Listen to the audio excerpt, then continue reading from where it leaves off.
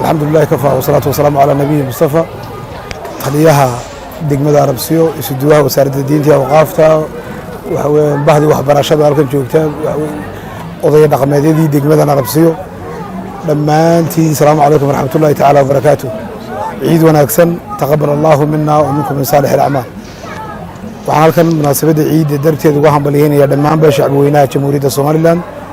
waxaan sidoo kale si gaar ah ugu hambalyeynaya shacabweynaha gobolka Gabiley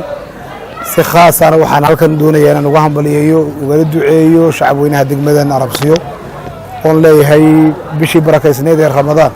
in soo soomanin Ilaahay naga aqbalo acmaasha khayrka lahayd inuu sameeyay Ilaahay naga aqbalo Ilaahay waxaynu ku weydiisanaynaa dambi dhaaf iyo inuu nagu arsaaqo jannooyinkiisa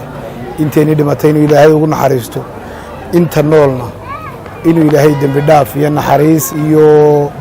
toobadoodaaba uu ka aqbalo ayaynu Ilaahay u weydiinaynaa dhammaanteen aynu weydiisanaynaa waxaan halkan jeclahay inaan ugu hambaliyeeyo munaasabada ciid awgeed madaxweynaha Jamhuuriyadda Soomaaliland xaaskiisa iyo caruurtiisa madaxda xisbiga kulmiye madaxda xisbiyada qaranka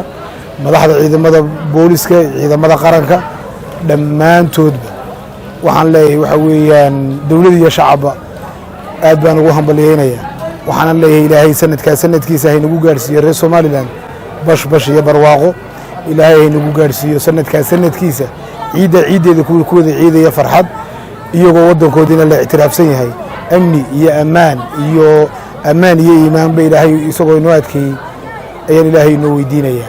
waxaan leeyahay hambalyo waxaan si gaar ah doonayaa inaan uga faa'iideysto marka munaasabadan maalmaha yawmal faraxa dhalinyaro badan baa gawaari soo ka haysata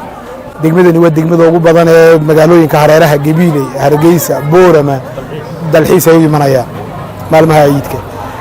inagoo isla farxad wadaaga oo qoysaskeena inaynu soo jiidnaa dhici karta wax ka naxiya waxaan leeyahay laga warhayo oo gaadiidka xoogga loo wadayo ee leeyahay wadooyinka ay la wada hagaajiyo si kasta loo soconayaan mas'uuliyad la iska saaro ubada maraya waalidiin baa maraya waxa weeyaan ummadda wadooyinka wada maraysa iyagana ha haligina idin naftiina ha haligina waxaan si gaar ah u doonayaa magaalada gudaheeda amniga aynu wada adkayno intii taliyuhu yiri baan oranayaa aniguna waxa sidoo kale si gaar ah fariintan ugu faraya waxa weeyaan inamada bajaajleyda degmada Arabsiya gawaarida yaryar iyo gaadiidka kale ee dhalinyarada ay ku iidayaanba dhammaantiin waxaan idin leenahay